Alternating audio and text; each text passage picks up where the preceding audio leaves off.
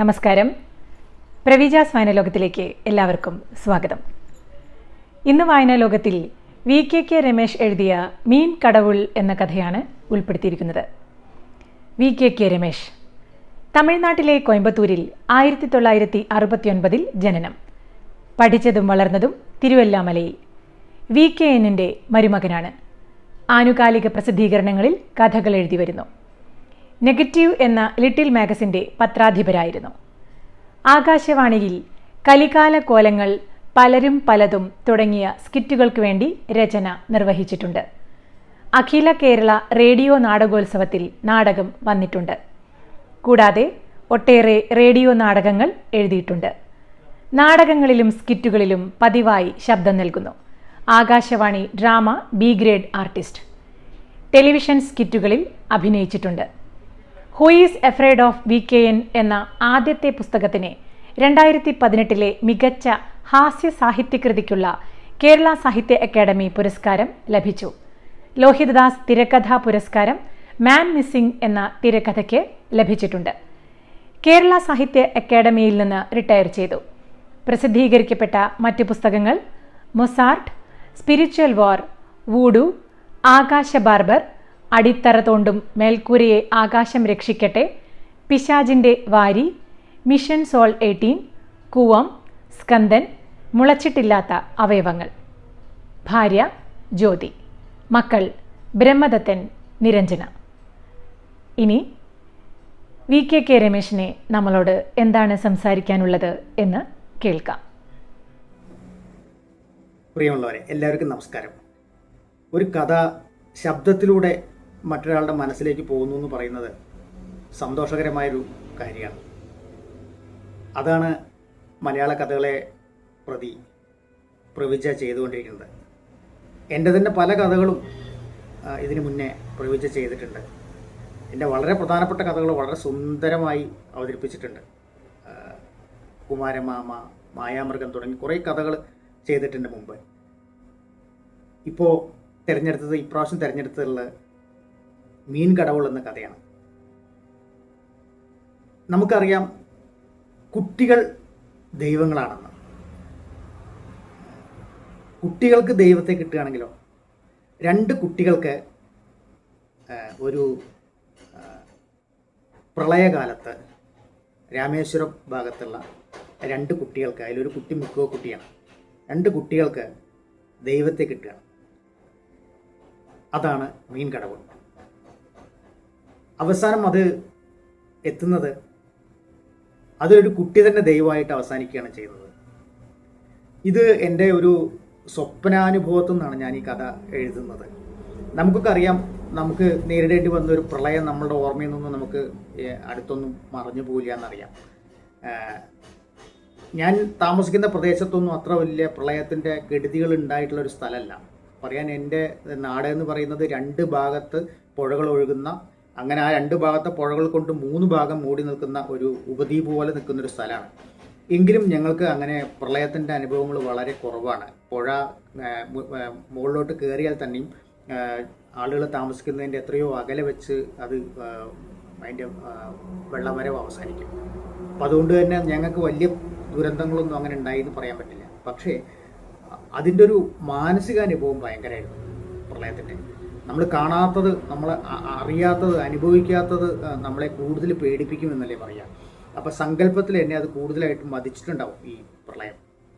അതുകൊണ്ട് തന്നെ ഞാൻ കണ്ട ഒരു സ്വപ്നം പ്രളയമായിട്ട് ബന്ധപ്പെട്ടാണ്. അത് രണ്ട് കുട്ടികൾക്ക് ഒരു പ്രതിമ കിട്ടുന്നതായിട്ടാണ്, ഒരു കൽപ്രതിമ കിട്ടുന്നതായിട്ടാണ് സ്വപ്നം. അതും കടലിനകത്തുനിന്ന് ഒരു കൽപ്രതിമ കിട്ടുന്നതാണ്. അപ്പം സ്വപ്നമാകുമ്പോൾ അതിൻ്റെ പൂർണ്ണ വ്യക്തത ഉണ്ടാവില്ല എന്ന് നമുക്ക് എല്ലാവർക്കും അറിയാലോ. നമ്മൾ അവസാനിക്കുന്ന ആ ഒരു അനുഭവമാണ് സ്വപ്നത്തിൻ്റെ എന്നെ ഏറ്റവും കൂടുതൽ മതിച്ചൊരു സംഗതി. അത് ആ കുട്ടി തിരകളിലേക്ക് ഇറങ്ങിപ്പോകുന്നതായിട്ടാണ് ഞാൻ സ്വപ്നം കണ്ടത്. എൻ്റെ കൂടെയുള്ള കുട്ടി തിരകളിലേക്ക് ഇറങ്ങിപ്പോകുന്നതായിട്ടാണ് സ്വപ്നത്തിൽ കണ്ടത്. അതോടുകൂടി ഞാൻ വളരെയധികം എന്താ പറയുക, ദിവസങ്ങളോളം തന്നെ എന്നെ വല്ലാതെ അത് മതിച്ചിട്ടുണ്ട്. അതിനുശേഷമാണ് ഞാൻ ഈ കഥ എഴുതുന്നത്. അത് മിക്കവാറും അതിൻ്റെ അവസാനം ആണ് എന്നെ ഏറ്റവും കൂടുതലായത്. അപ്പോൾ അത് ആ ഒരു അനുഭവത്തെ പ്രതി എനിക്കുണ്ടായിട്ടുള്ള പൂർണ്ണമായിട്ടുള്ള മാനസിക അനുഭവം എങ്ങനെയാണ് കൃത്യമായ വാക്കുകളിലേക്ക് വരിക എന്നുള്ളതിന് വളരെ വളരെ വളരെ ശ്രമിച്ച് ആദ്യമായിട്ട് താതാത്മ്യപ്പെട്ട, സ്വപ്നമായിട്ട് താതാത്മ്യപ്പെട്ട അത്ര ഒരു എന്താ പറയുക, ഉൾമനസ്സും നമ്മളും തമ്മിൽ, എഴുത്തും തമ്മിൽ വളരെ ഏഴെടുപ്പത്തോടുകൂടി വരുന്ന സമയത്ത് മാത്രമേ ഇങ്ങനെയുള്ള കഥകൾ നമുക്ക് എഴുതാനും പറ്റുള്ളൂ. അങ്ങനൊരു നിമിഷമാണ് ഈ കഥ എനിക്ക് ഉണ്ടായത്. അപ്പോൾ ആ ഒരു നിമിഷത്തിന് ഞാൻ എപ്പോഴും നന്ദി പറയുന്നുണ്ട്. എല്ലാ എഴുത്തുകാരും ചെയ്യുന്നത് എന്താണെന്ന് പറഞ്ഞാൽ, അവരുടെ എഴുത്ത് എന്ന് പറയുന്നത് അവരുടെ ഇച്ഛയോടുകൂടി നടക്കുന്നതല്ല, അത് എങ്ങനെയോ നടക്കുന്നതാണ്. അത് നമ്മളെ കൊണ്ട് നടത്തിക്കുന്നത് പോലൊരു അനുഭവമാണ് എപ്പോഴും എഴുത്ത്. അപ്പോൾ അങ്ങനൊരു അവസ്ഥ കൊണ്ട് ഒരു എഴുത്തുകാരന് ഏറ്റവും കൂടുതൽ സന്തോഷം ഉണ്ടാകുന്നത് എന്താ വെച്ചാൽ, അവന് തന്നെ മനസ്സിലാവാത്തതും അല്ലെങ്കിൽ അവന് ഉള്ളിൽ ഉണ്ടായ ഒരു അനുഭവം എങ്ങനെയൊക്കെയോ വാക്കുകളായി വരികയും ചെയ്യുകയാണ്. ആ ഒരു അവസരത്തിന് വേണ്ടിയിട്ടാണ് അവൻ എപ്പോഴും കാത്തു നിൽക്കുന്നത്. അതൊരു പ്രത്യേക തരത്തിലൊരു കാത്തിരിപ്പുമാണ്. അപ്പം അതിൻ്റെ ഒരു അവസാനത്തെ ഒരു ഒറ്റ വരി എനിക്ക് എൻ്റെ ഒരു സന്തോഷത്തിന് വേണ്ടി മാത്രം നിങ്ങളുടെ മുമ്പിൽ വായിച്ചിട്ട് ബാക്കിയൊക്കെ പ്രവചിച്ച് വായിക്കുന്നുണ്ട്. ഒരു സന്തോഷത്തിന് വേണ്ടി മാത്രം ഞാനത് മാത്രം 2 വാക്ക് വായിക്കാൻ എൻ്റെ ആഗ്രഹം എന്നെ തടസ്സം നിൽക്കണില്ലേ. അപ്പം അത് എന്നെ കൊണ്ട് നിർബന്ധിക്കുകയാണ്. അപ്പം അതുകൊണ്ട് അത് ഞാൻ 2 വാക്ക് വായിക്കാം.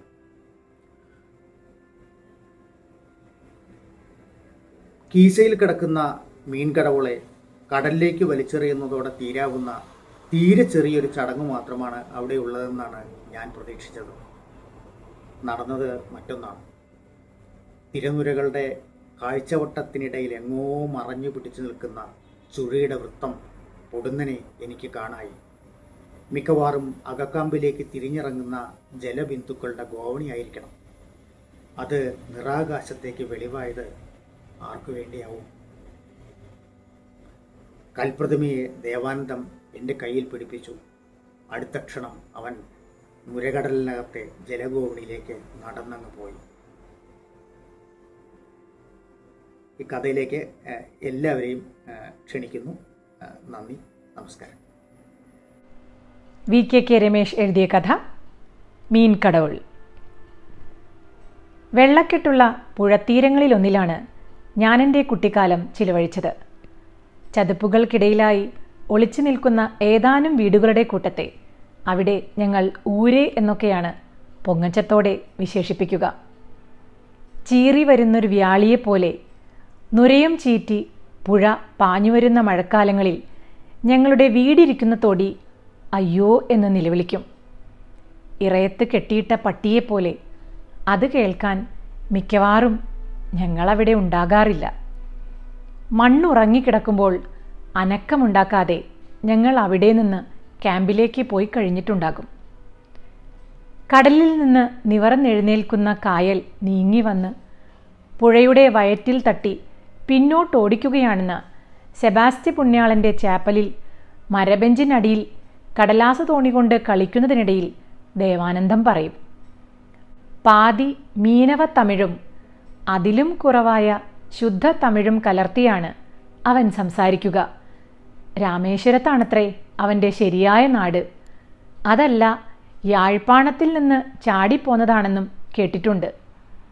ഞാനാണെങ്കിൽ അപ്പാവിൻ്റെ കഷ്ടകാലം കൊണ്ട് മാത്രം ഒരൽപ്പം കാലം അവിടെ കുടുങ്ങിപ്പോയ ഉന്നത കുലജാതനും. പക്ഷേ ഞങ്ങൾ ഒരുമിച്ചാണ് കളിക്കുക. ബീച്ചിക്ക് വാറിയാടാ, അവൻ ക്ഷണിക്കും. അയ്യോ, ഞാൻ പറയും. അവൻ പൊട്ടിച്ചിരിക്കും. പുഴ കായലോട് ചേരുന്ന ഇടം വരെയാണ് എൻ്റെ അതിർത്തിയെങ്കിൽ അവൻ്റെ കാലടികൾ പലപ്പോഴും കടലിനോടുരുമ്മും. മീനവനാണത്രേ അവൻ്റെ അപ്പാവ്. കടലിരമ്പത്തിനെ ചുമ്മാ കാതോർക്കുകയല്ലാതെ കുട്ടിയായ എനിക്ക് അക്കാലം മറ്റു വഴികളൊന്നുമില്ലായിരുന്നു. ഞാൻ കാതോർക്കുന്നിടത്തേക്കാണ് മിക്കവാറും അവൻ്റെ കഥകളുടെ കാലടികൾ നീങ്ങിച്ചെല്ലുന്നത്. അതിൽ വ്യാളികളും കടലുടുമ്പുകളും ആനയെ വിഴുങ്ങാൻ മാത്രം വലിപ്പമുള്ള കൊമ്പൻ സ്രാവുകളും കടലിന് മുകളിലൂടെ പറന്നു മറയുന്ന പാമ്പുകളുമൊക്കെ കാണും. അയ്യോ, ഞാൻ പറയും. അവൻ പൊട്ടിച്ചിരിക്കും. അപ്പാവിനോടൊത്ത് മീൻപിടുത്ത ബോട്ടുകളിൽ പലതവണ നടുക്കടലിലേക്ക് പോയിട്ടുണ്ടെന്നാണ് അവൻ പറഞ്ഞിട്ടുള്ളത്. അയ്യോ എന്ന് പറയുമെങ്കിലും അതെന്നെ വല്ലാതെ മോഹിപ്പിച്ചിരുന്നു. കൂടെ കൂട്ടാൻ അവന് സമ്മതമായിരുന്നുവെങ്കിലും എൻ്റെ വീട്ടിൽ അതൊന്നും സമ്മതിക്കില്ല. മീനവരോടൊത്ത് കളിക്കുന്നത് തന്നെ ജാത്യാപമാനമാണെന്നാണ് എൻ്റെ അപ്പാവിൻ്റെ പക്ഷം. ദേവാനന്ദത്തെ എനിക്ക് വല്ലാതെ ഇഷ്ടമായിരുന്നു. അവനോടൊപ്പമാണ് ഞാൻ ബീച്ച് പലതവണ കണ്ടിട്ടുള്ളത്. പോകുന്നത് ഒരിക്കൽ പോലും വീട്ടിൽ അറിയിക്കില്ല. വാസപ്പടിയിൽ ഉണങ്ങാൻ ബാക്കി നിൽക്കുന്ന കോലം തിടുക്കത്തിനിടയിൽ അറിയാതെ ചവിട്ടിക്കിടക്കുന്ന ഞാൻ മീൻ മണക്കുന്ന കടൽവെള്ളത്തിൽ അത് കഴുകിക്കളയും. ഉണങ്ങിപ്പിടിച്ച് നിൽക്കുന്ന അരിപ്പൊടിയുടെ ചിതമ്പൽ ഉപ്പുവെള്ളത്തിലേക്ക് ഊർന്നു വീഴും. അതോടെ ഞാൻ സ്വസ്ഥനാകും. അവധിക്കാലത്താണ് ഞങ്ങൾ പതിവായി ബീച്ചിലേക്ക് പോകുക. നശിച്ചുപോയ ഐസ് ഫാക്ടറിയോട് ചേർന്ന് ഞങ്ങൾക്കൊരു താവളമുണ്ട്. നല്ല കടലോര വൈകുന്നേരങ്ങളിലെല്ലാം ഉപ്പുകാറ്റിൽ ദ്രവിച്ചടർന്ന ഫാക്ടറി ചുമരിൽ മുതുകും ചാരി അലസരായി കുത്തിയിരിക്കും ഞാനും ദേവാനന്ദവും മറ്റു ചില മീനവക്കുട്ടികളും. ഞങ്ങളെ ശ്രദ്ധിക്കുന്നതിന് പകരം കടൽ ചക്രവാളത്തെ ഉറ്റുനോക്കി മൈലമ്മപ്പാട്ടിയും ഒരറ്റത്തായി സ്ഥാനം പിടിച്ചിട്ടുണ്ടാകും. പാട്ടിയുടെ നോട്ടം മിക്കവാറും അത്തരത്തിലാണ്. അക്കരെ നിന്ന് ആരോ വരുന്നതിന് കൺപാർത്തിരിക്കുകയാണെന്നാണ് തോന്നുക. അന്നേരമായിരിക്കും ദേവാനന്ദത്തിൻ്റെ മടക്കി വെച്ച കഥകൾക്ക് പാമരം വിരിയുന്നത്. വെള്ളത്തിൽ ചവിട്ടി താഴോട്ടിറങ്ങി കടലിൽ എറിയുന്ന നാണയത്തുട്ടുകൾ പെറുക്കിയെടുക്കാനൊക്കെ വിരുതുള്ള കുട്ടികളായിരുന്നു അവരിൽ മിക്കവരും. എന്നാൽ അത്തരക്കാർ പോലും ദേവാനന്ദത്തിൻ്റെ കഥകൾക്ക് മുന്നിൽ അമ്പരന്നിരിക്കുന്നത് കണ്ടിട്ടുണ്ട്. പറക്കുന്ന പാമ്പുകളും പവിഴപ്പുറ്റുകൾക്കിടയിൽ നീന്തിക്കളിക്കുന്ന മത്സ്യകന്യകമാരുമൊക്കെയായി വിരിഞ്ഞും അതേസമയം മറിഞ്ഞും കിടക്കുന്ന അത്ഭുത ലോകമാണ് അത്. കഥ കഴിയുമ്പോൾ കുട്ടികൾ അവരുടെ ദിശയിലേക്കും ഞങ്ങൾ തെക്കോട്ടും നടക്കും. മൈലമ്മപ്പാട്ടിയുടെ 2 കൈകളിൽ പിടിച്ചാണ് മടക്കയാത്ര. കടൽക്കാറ്റ് വന്ന് പാട്ടിയെ ഉന്തും. ഞങ്ങളെ ഒട്ടൊക്കെ വലിച്ചിഴയ്ക്കും. കിക്കിളി വരാൻ മറ്റു വല്ലതും വേണോ?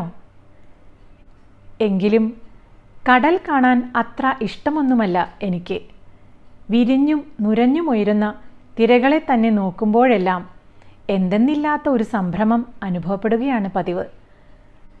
അറ്റം കാണാത്തതുകൊണ്ടാവാം ദേവാനന്ദം തോളിൽ പിടിച്ച് സമാധാനിപ്പിക്കും. മേഘങ്ങൾക്കിടയിലേക്ക് കാറ്റ് വീശിയെത്തുന്നത് പോലെയൊരു സുഖമാണ് അവൻ്റെ വാക്കുകൾക്ക്. മനസ്സ് തെളിഞ്ഞ നീലിമയിലേക്ക് വിരിയും. അത്രയും സൗമ്യമായ നീലവാനം സ്വന്തമാക്കാൻ കടലിനു പോലും കഴിഞ്ഞിട്ടില്ല. തിരകൾക്കടിയിൽ അടിയിലടിയിൽ അറ്റം കാണാത്ത ദൂരത്തോളം ഉപ്പുവെള്ളമാണത്രേ. കാഴ്ചയോ ശ്വാസമോ ഇല്ലാത്ത ആഴം. ബോട്ട് മുങ്ങിയാൽ അങ്ങോട്ട് താണു പോകില്ലേ എന്ന് ഞാൻ ഉറക്കെ സംശയിക്കും. അവൻ പ്രത്യേകമായി പുഞ്ചിരിക്കും. മരണത്തെ ഒട്ടും ഭയമില്ലെന്നോ? ഇതെന്ത് കഥയെന്ന മട്ടിൽ ഞാൻ അമ്പരക്കും. ഒരു ദിവസം അതിൻ്റെ കാരണം അവൻ പറഞ്ഞു. മീൻ കടവുൾ എല്ലാത്തെയും കാപ്പാത്തും. ആഴിയുടെ അത്യഗാധതയിൽ വെളിച്ചമോ വായുവോ ഇല്ലാത്തിടത്താണത്രേ മീൻ കടവുളിൻ്റെ ഇരിപ്പിടം. അരയ്ക്ക് താഴെ ചെതുമ്പൽ മൂടിയ കടവുൾ പാതി മനുഷ്യൻ്റെ മുഖവുമായി അടിത്തട്ടിലെ അമർന്ന ചേറിൽ പൂണ്ടിരിപ്പാണത്രേ. അത്ര എളുപ്പമൊന്നും വെളിയിൽ വരില്ല. എന്നാൽ സദാ സ്വന്തം അരക്കെട്ടുകൊണ്ട് കടവുൾ വെള്ളത്തെ മുകളിലോട്ട് അമർത്തി പിടിച്ചിട്ടുണ്ടാകും. തിരയുടെ താരയിൽ ഉഗ്രമായ കൊടുങ്കാറ്റടിക്കുമ്പോഴും ഒരൊറ്റ തോണി പോലും താഴേക്ക് പോകാത്തത് അതുകൊണ്ടാണ്. ആ ചവിട്ട് തന്നെയാണ് മീൻ കടവുളിൻ്റെ അനുഗ്രഹം. തല ചേറിലുറപ്പിച്ച് കാലുകൾ മുകളിലേക്ക് പിടിച്ച് വെള്ളത്തെ മുകളിലേക്ക് ചവിട്ടി ഉയർത്തുന്ന ദൈവം. പക്ഷെ എന്ത് ദൈവമാണ്? അരയ്ക്ക് താഴെ ചെതുമ്പൽ ചുറ്റി നിൽക്കുന്ന ദൈവത്തെ അറപ്പോടെ സങ്കല്പിക്കാനല്ലാതെ എനിക്ക് പക്ഷേ മറ്റൊന്നിനും കഴിഞ്ഞില്ല. വിഷ്ണുവോട് 1ാമത് അവതാരം താൻ മത്സ്യം, കടവുളോട് മുതൽ ഉരുവം. ഒരു ദിവസം എൻ്റെ അപ്പാവ് പറഞ്ഞു. മറ്റെന്തോ പറയുന്ന കൂട്ടത്തിൽ സൂചിപ്പിച്ചെന്നേ ഉള്ളൂ. അങ്ങേരുടെ കഥയിൽ ദൈവത്തിന് പക്ഷേ ചെതുമ്പലൊന്നുമില്ല. നീണ്ടു കിടക്കുന്ന കേശഭാരവും കാതിൽ കുണ്ടലങ്ങളുമായി ക്ഷൗരപ്രഭ തികഞ്ഞൊരു മുഖകമലം. മീനുകളെ ദൂരെ നിന്ന് നോക്കുന്ന സസ്യാഹാരിയായ സാത്വികനായിരുന്നു പാവം അപ്പാവ്. മത്സ്യത്തെ അടുത്തുനിന്ന് കണ്ടവരുടെ വിശദാംശങ്ങൾ അങ്ങേരുടെ സങ്കല്പത്തിനകത്ത് പ്രതീക്ഷിക്കുന്നത് ശരിയല്ലല്ലോ. അങ്ങനെ ഇരിക്കുമ്പോഴാണ് പെട്ടെന്ന് മഴക്കാലം പൊട്ടിച്ചാടുക. പ്രളയം ബാധിച്ച് ഞങ്ങളുടെ കരകളെല്ലാം പരക്കം പായാൻ തുടങ്ങുക. കുഴികളിൽ കൂട്ടിയിട്ട തീട്ടവും തീരുമാനങ്ങളുമെല്ലാം ആൾപ്പൊക്കത്തിൽ ഉയർന്ന് ഓളം തള്ളിപ്പായുക. ഞങ്ങൾ ചാപ്പലിൽ അഭയം പ്രാപിക്കുക. പറയുമ്പോൾ ഫലിതമെന്നാണ് തോന്നിപ്പോകുക. സംഗതി പക്ഷേ ദുരന്തമാണ്. ലോകവ്യാപകമായി പ്ലേഗിനു നേരെ കുരിശെടുത്ത് പിടിച്ച വിശുദ്ധ സെബാസ്റ്റ്യന് സ്മോൾ പോക്സ് ആയിരുന്നു ഇന്ത്യയിൽ ലഭിച്ച എതിരാളി. ഞങ്ങളുടെ ചാപ്പലിലാകട്ടെ പ്രളയക്കെടുതിയും. അമ്പുകളും കുരിശുമേന്തിയ രക്തസാക്ഷി അതെല്ലാം ഒറ്റയ്ക്ക് സഹിച്ചു. ചതുപ്പിനോരത്ത് കഴിഞ്ഞുകൂടിയിരുന്ന ഏതാനും ചില കുടുംബങ്ങൾക്ക് മിക്കവാറും മഴക്കാലത്ത് അഭയമൊരുക്കുന്നതിൻ്റെ പേരിൽ വിശുദ്ധിയുടെ മറ്റൊരു തൂവൽ കൂടി അദ്ദേഹത്തിൻ്റെ ലോഹയിൽ കയറിക്കൂടുമെന്ന് എനിക്ക് തോന്നാറുണ്ട്. അത്തരമൊരു വമ്പൻ പ്രളയകാലത്താണ് ദേവാനന്ദം ഒരു അത്ഭുത വസ്തുവെ എനിക്ക് മാത്രമായി കാണിച്ചു തന്നത്. അതുവരെ അത് അവൻ്റെ മാത്രം രഹസ്യമായിരുന്നു. ഞാൻ കാണുന്നതുവരെ കടൽച്ചെളിയുടെ മണമുള്ള ട്രൗസറിൻ്റെ കീശയിൽ അറിയപ്പെടാത്ത രഹസ്യം ഒളിഞ്ഞിരിപ്പായിരുന്നു. വീട്ടുകാർക്ക് പോലും അനുവദിക്കാത്ത അത്തരമൊരു നീക്കുപോക്ക് എനിക്കായി അനുവദിക്കണമെങ്കിൽ അവൻ്റെ കണ്ണിൽ ഞാൻ ആരായിരിക്കണം? ഇന്ത തടവ് കടൽ പൊങ്കി വന്നിടും, പാത്തുക്കോടാ, യാരാലേലും അത് നിർത്ത മുടിയാത്. അങ്ങനെ പറഞ്ഞുകൊണ്ടാണ് അവൻ തുടങ്ങിയത്. വീശിയടിക്കുന്ന നീർക്കാറ്റിൽ തുള്ളി വിറച്ചുകൊണ്ട് ഒരു ചാക്കിനകത്ത് ചുരുണ്ടിരിക്കുമ്പോഴാണ് അതവൻ വെളിപ്പെടുത്തിയത്. വലിയൊരു ചാക്കിനകത്തേക്ക് രണ്ടാളും കൂടി ഇറങ്ങിയിരിപ്പായിരുന്നു. മുഖം മാത്രമാണ് വെളിയിൽ കണ്ടത്. ഒരു ഉടലിൽ 2 തലകളുള്ള വിചിത്ര അവതാരമെന്ന പോൽ. അലമേലൊഴുകുന്ന കൊതുമ്പു വെള്ളങ്ങളെപ്പോലും ഓളപ്പുറമേ ഉറപ്പിക്കുന്ന മീൻ കടവുളിൻ്റെ അരുൾ നഷ്ടപ്പെട്ടെന്നാണ് അവൻ തുടർന്ന് വെളിപ്പെടുത്തിയത്. നിജമാ? ഞാൻ പരിഭ്രാന്തനായി. അപ്പോഴാണ് അവൻ അത് പുറത്തെടുത്തത്. കീശയിൽ നിന്ന് അത് പുറത്തെടുത്തത് എനിക്ക് കാണാനൊത്തില്ല. അതുമായി അവൻ്റെ വലതു കൈ ഓർക്കാപ്പുറത്ത് ചാക്കിൽ നിന്ന് വെളിയിൽ വന്നതായിട്ടാണ് എനിക്ക് അനുഭവപ്പെട്ടത്. ഇതേ പാരിടാ, അവൻ പറഞ്ഞു. മീൻ കടവുളായിരുന്നു അവൻ്റെ കൈകളിൽ. അട കടവുളേ, ഞാൻ നിലവിളിച്ചു. കത്താതെ, യാർക്കിട്ടേയും ചൊല്ലക്കൂടാതെ, അവൻ താക്കീത് ചെയ്തു. ഞാൻ ശരിക്കും പേടിച്ചു. അവനെയല്ല, കൈകളിലിരിക്കുന്ന മീൻ കടവുളിനെ. അതിന് കഷ്ടിച്ച് പാമ്പിൻ പത്തിയോളം വലിപ്പമേ ഉള്ളൂ. കറുത്ത ശരീരം, ഇരുവശത്തും ഓരോ ചിറകുകൾ, കൂർത്ത മുഖത്തിനു മുകളിൽ കൂർപ്പിച്ച കിരീടം, അരയ്ക്ക് താഴെ ചെതുമ്പൽ അട്ടിയട്ടിയായി കിടക്കുന്ന നീണ്ട വാൽ. തൊട്ടു പാക്കണമാടാ, അവൻ ചോദിച്ചു. മെല്ലെ ഞാൻ അതിനു മുതിർന്നു. പായൽ പിടിക്കാത്ത പരിപരിപ്പാണ് വിരലിൽ ആദ്യം അറിഞ്ഞത്. ശരിക്കും പറഞ്ഞാൽ അതായിരുന്നു എൻ്റെ ആദ്യത്തെ ദൈവികാനുഭവം. മണ്ണിനകത്ത് മറഞ്ഞു കിടന്ന പാറക്കൂട്ടത്തെ ഉളികൊണ്ട് കണ്ടെത്തി പുറത്തു കൊണ്ടുവരുമ്പോൾ ആദ്യ സ്പർശം കൊണ്ട ശില്പിയും ഇത് അറിഞ്ഞിട്ടുണ്ടാവും. കടവുളേ! അടിത്തട്ടിൽ നിന്ന് മനുഷ്യ മഹാകാലം ഒറ്റയടിക്ക് പുറത്തു കൊണ്ടുവന്നവനെ പോലെ ഞാൻ കിതച്ചു. അറിയാതെ കണ്ണുകൾ നിറഞ്ഞും പോയി. തണുത്ത വെള്ളത്തിന് പുറത്തേക്ക് കണ്ണീരങ്ങനെ ഒരു ഉഷ്ണ ജലപ്രവാഹമൊരുക്കി. അതീത കാലവനങ്ങൾക്ക് നിരപാകിക്കൊണ്ട് അത് മുന്നോട്ടൊഴുകി നീങ്ങി. തണുപ്പിൻ്റെ താരകളെ ജീവനിലേക്ക് ജ്വലിപ്പിക്കാൻ പണ്ടെന്നോ ദൈവത്തിൻ്റെ പ്രവാഹം വഴിയിട്ടൊഴുകിയ പോലെ. എൻ്റെ മുഖമാണല്ലോ ഇത്തവണ വേദി. ദേവാനന്ദം പറഞ്ഞത് തികച്ചും ശരിയായി. അന്ന് രാത്രി തന്നെ ചാപ്പൽ വിട്ട് ഞങ്ങൾക്ക് അകലങ്ങളിലേക്ക് ഓടി അകലേണ്ടി വന്നു. പുഴയ്ക്ക് ആദ്യം കായലിൻ്റെ മുഖമായിരുന്നെങ്കിൽ പോകെ പോകെ അത് ശരിക്കും കടൽ തന്നെയായി മാറി. സ്വന്തം തിരകളുടെ തുമ്പിയിൽ ചുരുട്ടിയെടുത്ത് സകലതിനെയും അകത്തേക്ക് വലിച്ചെറിയുന്ന സർവസംഹാരിയായ ആന. ഓടിട്, ഇല്ലെന്നാ സത്തിടുവേൻ, ദേവാനന്ദത്തിൻ്റെ അപ്പാവ് ഓടി വന്ന് പറഞ്ഞു. കടലിൻ്റെ ദിശയിൽ നിന്നാണത്രേ അയാൾ വന്നത്. നേരിട്ട് അലകൾ തീരത്തേക്ക് തല്ലിക്കയറി വരുന്നത് അയാളാണ് ആകെ കണ്ടത്. തലപോയ തെങ്ങുകളെ ഈർക്കില പോലെ തട്ടിയെറിഞ്ഞുകൊണ്ടാണ് അതിൻ്റെ വരവ്. ഉയരത്തിൽ പിടിച്ച പാമ്പിൻ പടമെന്ന പോലെ അത് ദൂരെ കണ്ടതും അയാൾ തൻ്റെ ഓട്ടം തുടങ്ങിയത്രേ. വാർത്തയറിഞ്ഞ ആദ്യ നിമിഷത്തിൽ തന്നെ സകലരും എല്ലാം ഇട്ടെറിഞ്ഞ് ഓടാൻ തുടങ്ങി. ഞങ്ങളെ ചാക്കിന് പുറത്തെത്തിച്ചത് ദേവാനന്ദത്തിൻ്റെ അപ്പാവായിരുന്നു. അയാളുടെ തടിച്ചു കറുത്ത കൈകളിൽ മൈലമ്മപ്പാട്ടിയുമുണ്ട്. അയാളോട് ചേർന്നാണ് ഞങ്ങളുടെ ഓട്ടം. അതിനിടയിൽ ഇരുട്ടിനകത്ത് എൻ്റെ അപ്പാവിൻ്റെ ശബ്ദം കേട്ടു. ഭദ്രമാ പിടിച്ചിക്കോ, ഏതവും പാക്കാതെ ഓടിട്. അദ്ദേഹം പറയുന്നത് കേട്ടു. മീനവൻ്റെ സംരക്ഷണത്തിലാണ് ഞാനെന്ന് ആ തിരക്കിനിടയിലും അപ്പാവിന് മനസ്സിലായി. ജീവന് വേണ്ടിയായിട്ടാണെങ്കിൽ ആരുടെ കൈകളിലും തൂക്കിപ്പിടിക്കാമെന്ന് അദ്ദേഹത്തിനറിയാം. അതിനിടയിൽ ദേവാനന്ദം എന്തോ പറയാൻ ശ്രമിച്ചെന്ന് തോന്നുന്നു. ആര് കേൾക്കാൻ? മാത്രവുമല്ല, ഞങ്ങൾക്കിടയിൽ ഭീമാകാരമായി അവൻ്റെ അപ്പാവ് അങ്ങനെ എഴുന്നു നിൽക്കുന്നുമുണ്ട്. തിരക്കിനിടയിൽ മീൻ കടവുളെ നഷ്ടപ്പെട്ടു പോയെന്നൊരു വേവലാതി അന്നേരം എങ്ങനെയോ എനിക്കുണ്ടായി. കടവുളെ പത്തിരമാ പാത്തുക്കിടാ, ഞാൻ ഉറക്കെ നിലവിളിച്ചു. മൈലുകൾക്കകലെയുള്ള ഒരു പള്ളിക്കൂടത്തിലേക്കാണ് ഞങ്ങൾ ചെന്നെത്തിയത്. യാത്ര ശരിക്കും ഭയങ്കരമായിരുന്നു. കരിമല പോലെ ഉരുണ്ടുകൂടിയ കാർമേഘത്തിനടിയിലൂടെ പുറവെള്ളത്തെ അരപ്പൊക്കത്തിൽ ചുമന്നുകൊണ്ട് ഓടുകയെന്നത് കുട്ടികളെ സംബന്ധിച്ചിടത്തോളം എത്രമാത്രം ബുദ്ധിമുട്ട് നിറഞ്ഞതായിരിക്കും. പിന്നിട്ടു പോന്ന ഭൂമിയിലേക്ക് കടൽ ഊതി വീർത്തു വരുന്നത് ശബ്ദങ്ങളിൽ നിന്നാണ് ഞങ്ങൾ അറിഞ്ഞത്. കെട്ടിടങ്ങളും മരങ്ങളും തുടർച്ചയായി ഒടിയുന്ന ശബ്ദം കേട്ടു. മനുഷ്യൻ വിരിച്ചിട്ട വഴികളെല്ലാം മണ്ണോടെ മുകളിലേക്ക് ചുരുണ്ട് തിരകളുടെ തുമ്പിയിൽ കുരുങ്ങി പിന്നോട്ടെറിയപ്പെടുകയാണ്. പുതിയ താവളത്തിലെത്തിയ ആദ്യ നിമിഷം തന്നെ അപ്പാവും അമ്മാവും എന്നെ ഏറ്റെടുത്തു. റവന്യൂ വകുപ്പിലെ സ്വന്തം സ്വാധീനം ഉപയോഗിച്ചുകൊണ്ട് അപ്പാവ് പള്ളിക്കൂടത്തിൻ്റെ അകത്തളത്തിൽ നല്ലൊരു സ്ഥാനവും പിടിച്ചെടുത്തിട്ടുണ്ട്.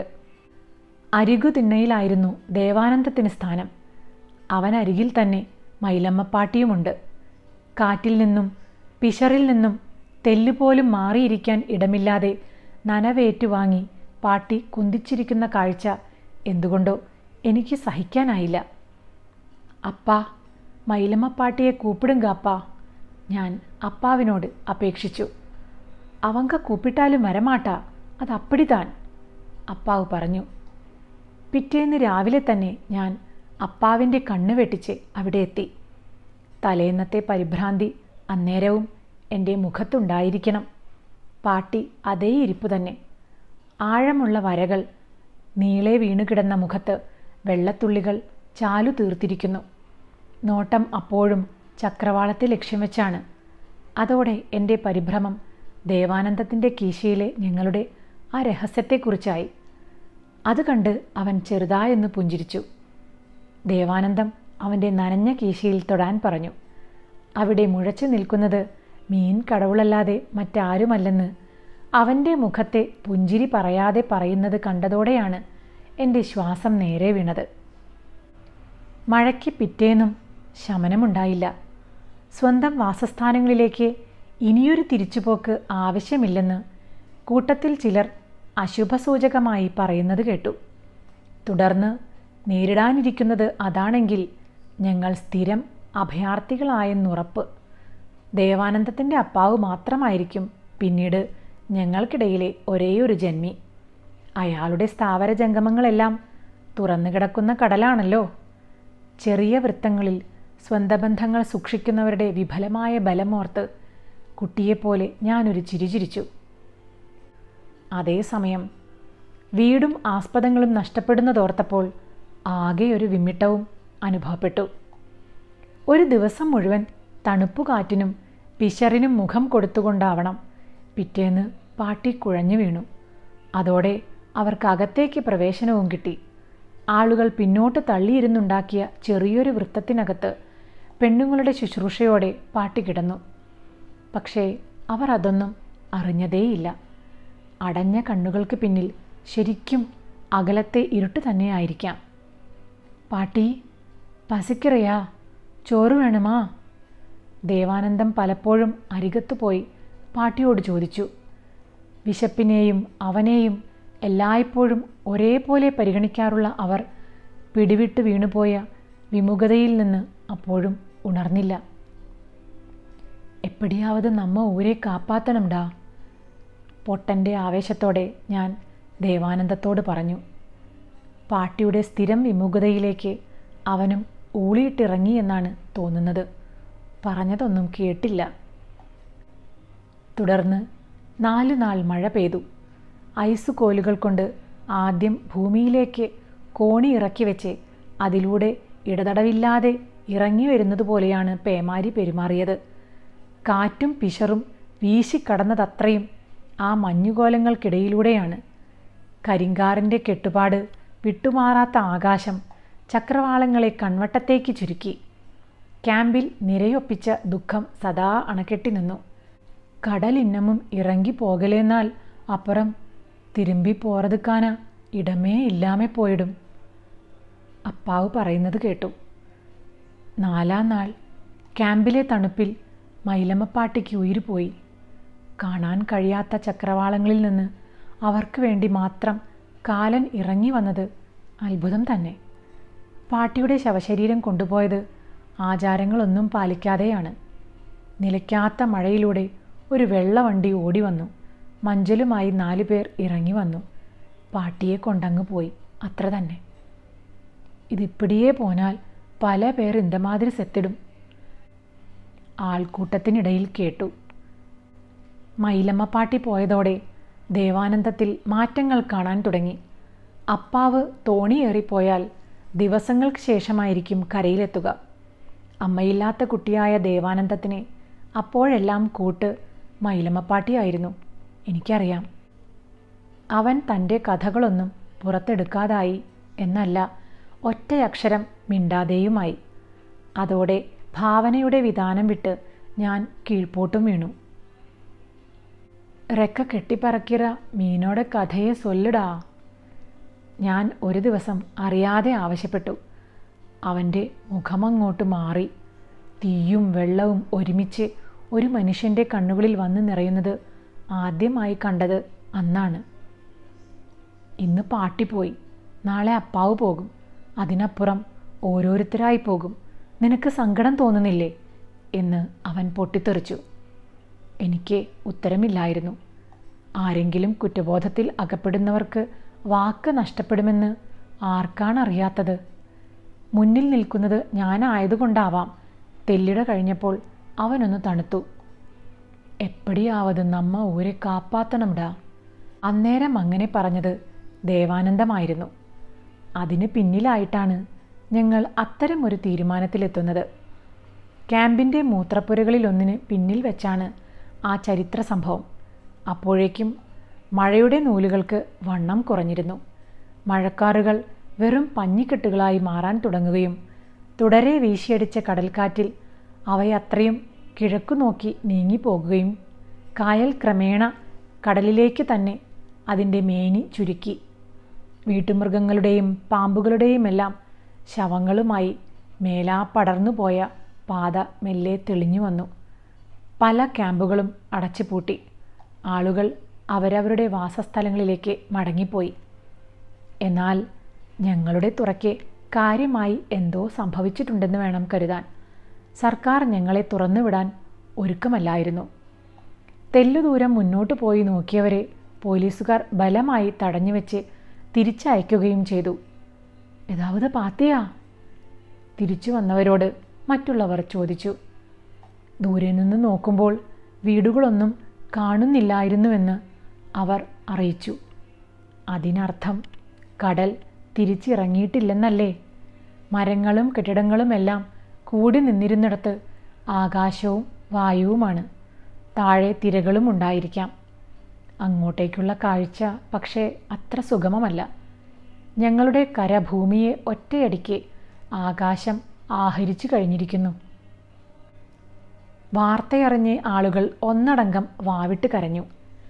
ഉടുമുണ്ടോടെ ജീവൻ എടുത്തു പിടിച്ച് ഓടി വന്നവർ നഷ്ടസ്പന്ദനങ്ങളിലേക്ക് നോക്കി വിഷമിക്കുന്നെങ്കിൽ അതിൽ ദുരന്തത്തിൻ്റേതായ ഫലിതമുണ്ടെന്ന് സമ്മതിക്കണം. എങ്കിലും ജീവികളുടെ പദസഞ്ചലനങ്ങൾക്ക് അവരുടെ മഹാകാലത്തെങ്കിലും ഇത്തരം കണ്ണീരിൻ്റെ കയ്യാങ്കളികൾ ഒഴിവാക്കാൻ കഴിയില്ല. സംഭവ പരിസരം മിക്കവാറും എന്നെ വല്ലാതൊന്നും ബാധിച്ചില്ലെന്ന് വേണം വിചാരിക്കാൻ. എന്നാൽ ദേവാനന്ദത്തിൻ്റെ മുഖത്തു നിന്ന് രക്ഷപ്പെടാൻ എനിക്കായില്ല. കടവുളെ, അവിടെ ഞാൻ കണ്ടതെന്താണ്?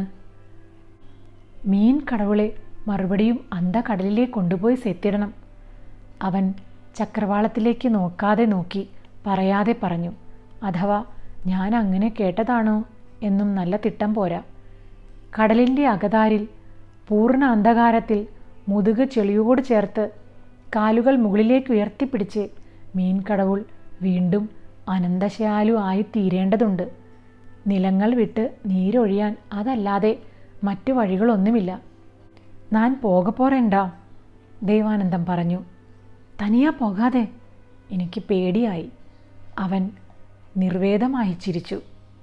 പോലീസിൻ്റെ കണ്ണുവെട്ടിച്ച് ബീച്ചിലേക്ക് കടന്നു കയറുക എളുപ്പമായിരുന്നില്ല.